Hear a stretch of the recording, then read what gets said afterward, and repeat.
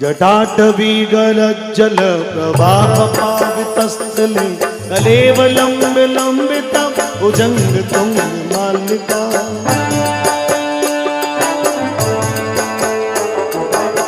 ताली बजाओ एक बार। बोले शिव शंकर भोलेनाथ की। आराम से। जटाटवीगलज्जल प्रवाह पावितस्थले कलेवलं विलम्बितं भुजंग तुंग मालिका।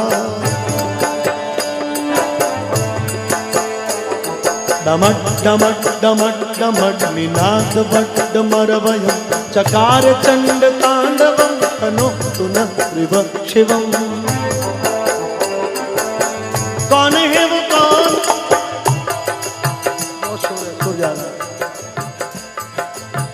कौन है वो कौन है वो कहां से वो आया? चारों दिशाओं में है तेज सब छाया।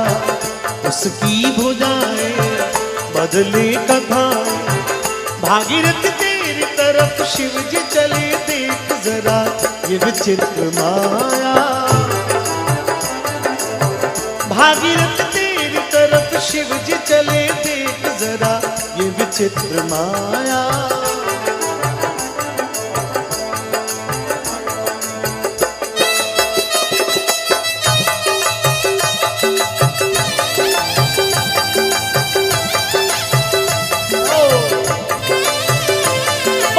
महापति महादेव की।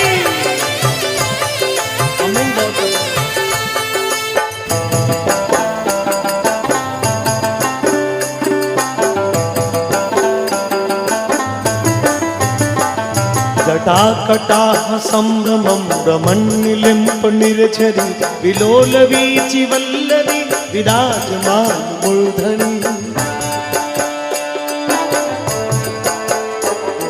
धगत धगत धगत गलल्ललाट पट्ट पावती किशोर चंद्रशेखरे रति प्रतिक्षणं मम।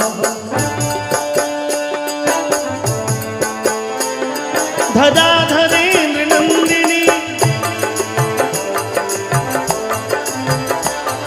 धराधरेन्द्र नंदिनी विलास बंधु बंधु रस गंत संतति प्रमोदमान।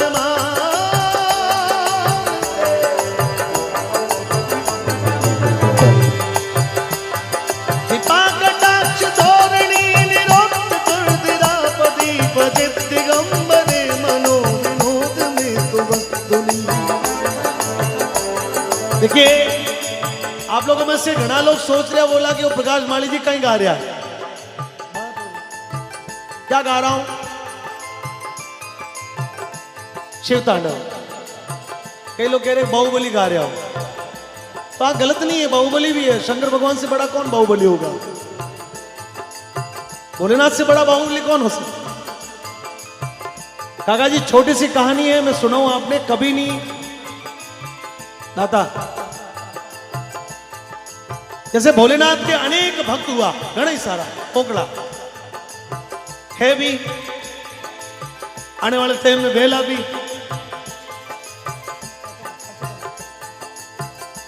लेकिन सबरा नाम आपने मन की नहीं याद नहीं है।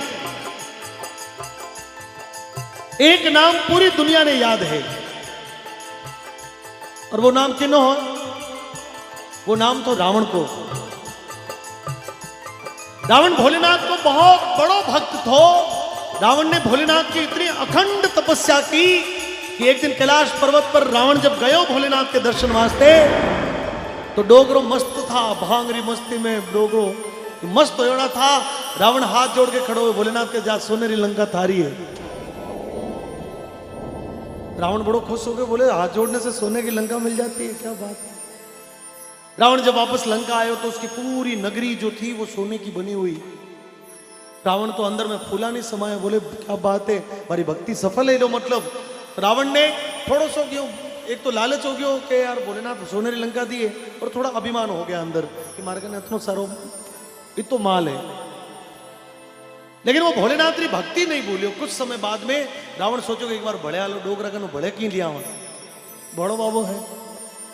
अब भोलेनाथ तो इतना बोला है कि वो जवाई बांध में टंकी के नीचे भोलेनाथ ने बिठाया, नाम राख दिया टंकेश्वर महादेव। दूसरी बार रावण जब भोलेनाथ के दरबार में कैलाश पर गयो तो भोलेनाथ फिर मस्ती में मस्त था, बोले ओ भगत आओ, घना दिनों आयो, आओ भगत। बड़ा प्रसन्न हुआ भगत ने देख, बोले जा भगत थारी भक्ति पर राजी हूं, जो थने में अमृत कलश देऊं, वो थारी नाभि में जो है वो अमृत कलश है, जब तक वो नी है, नी अमृत कलश थारे कने है तब तक तने कोई मार नहीं सके। रावण वापस जब लंका आयो तो धीरे धीरे क्या हुआ दोस्तों कि रावण ने एक तो अपने धन को अभिमान हो गयो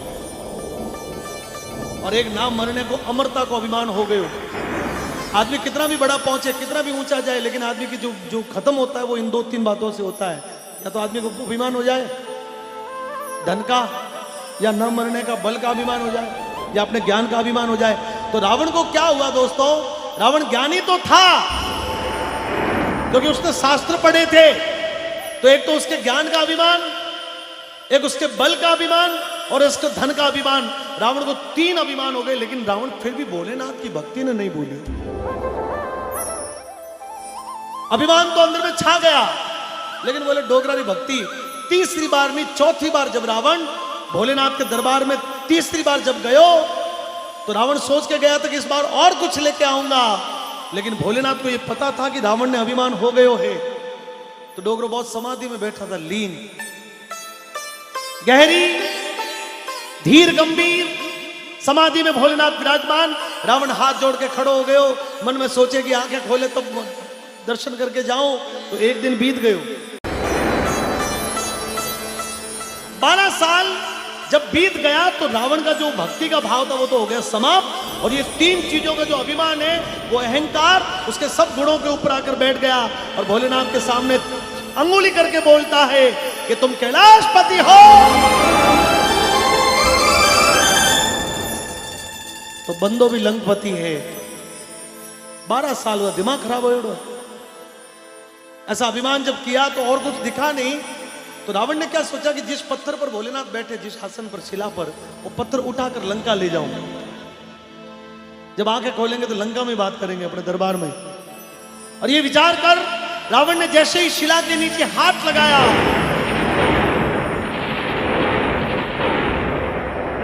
जैसे ही वो आसन हिला,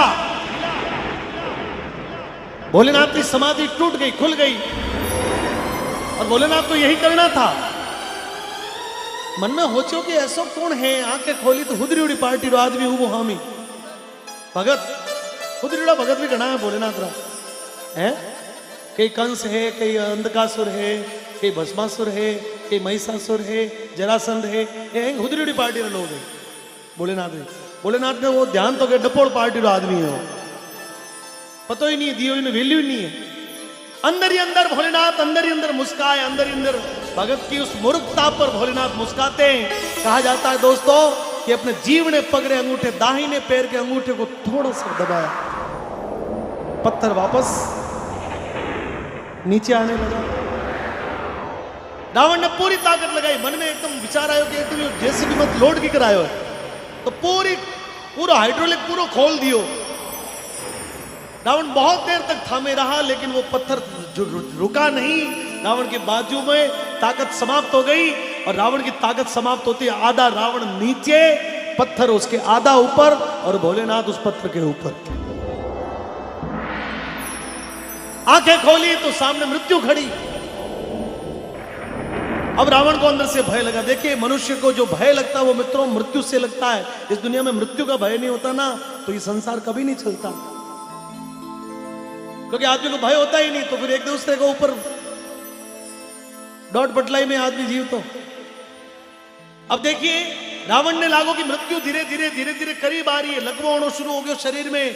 तो अब देखिए, रावण बड़ो चतुर व्यक्ति हो, उसने सोचा कि भोलेनाथ डोगरो गुस्से में शांत कर दूं। अरे बड़ा आदमी भोलेनाथ, आपने तो कहीं बात है, आप तो कैलाश पर्वत पर विराजो हो, आपने तो माथे गंगा निकले है, आपने तो जटाओं में चंद्रमा पड़ा है, ये पुकारता हुआ नाग आपने गले में पड़ा है। हे बड़ा आदमी, मारे जैसे मूर्ख आदमी रो कहीं आगो ले हो।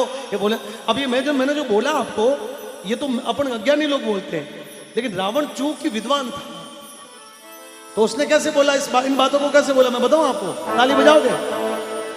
जटाकटाह संभ्रमं रमण्यलिम्प निर्झरी विलोल वीचि वल्लरी विराजमान मूर्धनि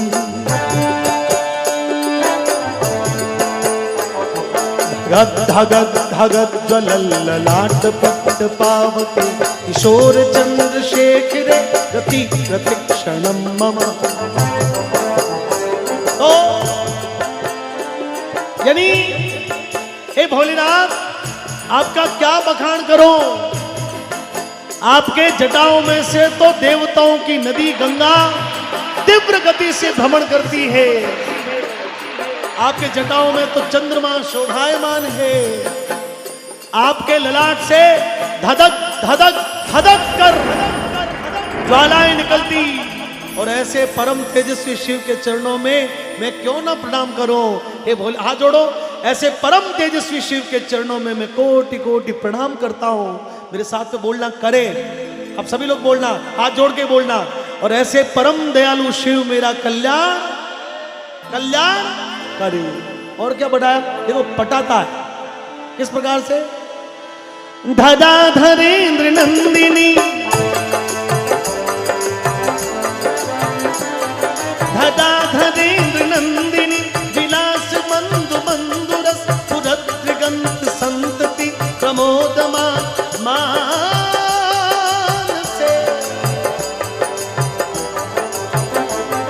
दीपा कटाक्ष तोरणी निरुद्ध दुर्दिरापदि पचित दिगंबरे मनो विनोद में तु वस्तुनि। यार तू आ, हे भोलेनाथ, आपकी क्या बात करूं। आप तो पार्वती मैया के अंगों के सुंदर कटाक्षों को देखकर मोहित रहते हैं। क्या बोले, धरा धरेंद्र नंदिनी, जो नंदी पर सवार तो है, लेकिन पार्वती की सुंदरता को, पार्वती के सुंदर कटाक्षों को देखकर जो हर समय अंदर में प्रसन्न चित्त मुद्रा में रहते हैं, जिनके जीवन में क्रोध है ही नहीं, तो मेरे जैसे अज्ञानी व्यक्ति पर क्यों क्रोध करते हो। हे भोलेनाथ, मेरे जैसे अज्ञानी व्यक्ति पर दया करो, कृपा करो, मेरा कल्याण करो। जटा भुजंग पिंगल स्फुरत फणामणि प्रभा कदम्ब कुम कुमात्रव कलित दिग्धूमुखे मदांध सिंधुर स्फुरत वगुत्तरीय मेदुरे मनो विनोदमद्भुतम बिभर्तु भूत भर्तरी। यानी जिनके भुजाओं में, जिनके गले में फुफकारते हुए मणिधारी भुजंग, भुजंग किसको बोलते हैं, सांप को, जिनके गले को मणिधारी भुजंग सजाते हैं, ऐसे फुफकारते हुए नागों को अपना गहना बनाने वाले शिव कभी मेरे ऊपर कोप नहीं कर सकते। ऐसे परम दयालु का मैं भक्त हूं और ऐसे परम कृपालु मेरा कल्याण करे।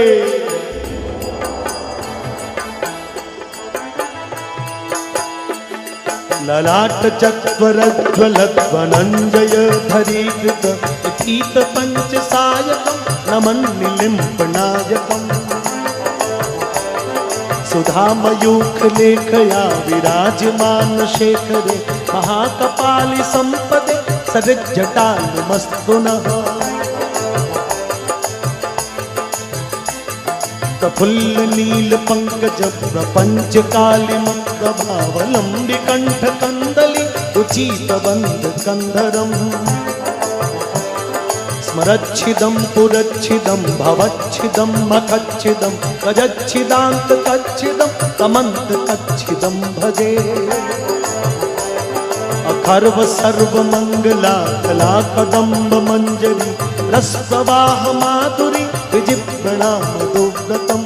तो क्या कहा कि आप तो अनेक कलाओं के कला निधान है।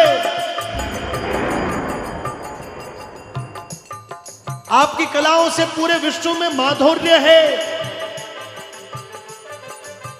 और आप ऐसे कला निधान, ऐसे परम कला प्रेमी शिव, मेरे जैसा मूर्ख आदमी गलती करे तो क्या करे। आप इतने बड़े, मैं इतना मूर्ख। हे भोलेनाथ, इस भगत पर कल्याण करो। और स्मरान्तकं पुरान्तकं भवान्तकं मखान्तकं गजान्तकान्तकान्तकं तमन्तकान्तकं भजे। सर्व सर्वमङ्गला कलाकदम्ब मञ्जरी रसप्रवाह माधुरी विजिह्वना मधुव्रतम्। स्मरान्तकं पुरान्तकं भवान्तकं मखान्तकं गजान्तकान्तकान्तकं